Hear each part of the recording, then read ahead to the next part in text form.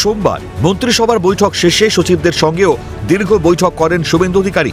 বৈঠকে মুখ্যমন্ত্রীর নির্দেশ, আমার হ্যাঁতে হ্যাঁ মেলাবেন না, কোনো অনুপ্রেরণা নয়, নিজেদের মতামত সরাসরি বলুন, এবার সরকার হবে ফর দ্য পিপল।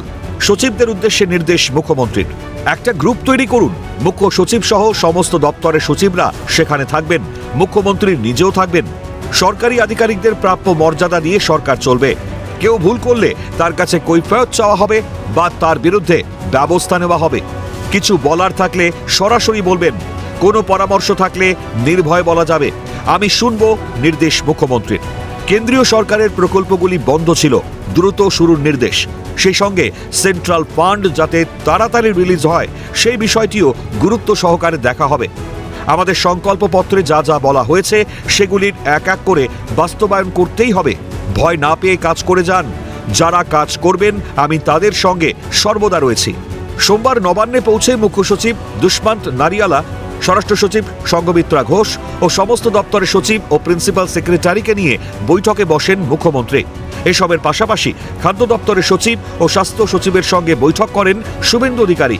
খাদ্য দপ্তরের ওয়েবসাইট রবিবার কেন বন্ধ হয়ে যায় এবং কি কি প্রকল্প খাদ্য দপ্তরে চালু রয়েছে তার সম্পর্কেও জানতে চান মুখ্যমন্ত্রী। এই বৈঠকে ডাকা হয় স্বাস্থ্য সচিব ও স্বাস্থ্য দপ্তরের ডিরেক্টর পদাধিকারীর কয়েকজনকে।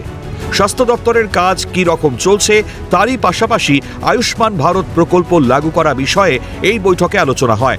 এছাড়াও প্রশাসনিক স্তরের সমস্ত দুর্নীতির বিচার হবে। কাস্ট সার্টিফিকেট দুর্নীতি হয়েছে, সহ্য করা হবে না। আমলাদের বৈঠকেও দুর্নীতির বিরুদ্ধে কড়া হুঁশিয়ারি দেন মুখ্যমন্ত্রী। সেই সঙ্গে আবাস যোজনা বা বাংলার বাড়ি প্রকল্পে ভুয়ো নাম ঢুকেছে, বাদ গেছে বৈধ লোক। ভুয়ো নামগুলিকে খুঁজে বার করার নির্দেশ দেন শুভেন্দু অধিকারী। কোনো টাকা নয়ছয় করতে দেওয়া যাবে না বলেও উল্লেখ করেন মুখ্যমন্ত্রী। কয়েক বছর ধরে বিভিন্ন দপ্তরে আটকে রয়েছে নিয়োগ প্রক্রিয়া, সেই নিয়োগ প্রক্রিয়া যাতে সঠিকভাবে চালু করা যায় সেই বিষয়েও আলোচনা হয়েছে বলেই সূত্র মারফত খবর। উপস্থিত ছিলেন আরও অন্যান্য দপ্তরের সচিবরা। সায়ন্তন ভট্টাচার্য ও রেশমি দাসের রিপোর্ট, ক্যালকাটা নিউজ।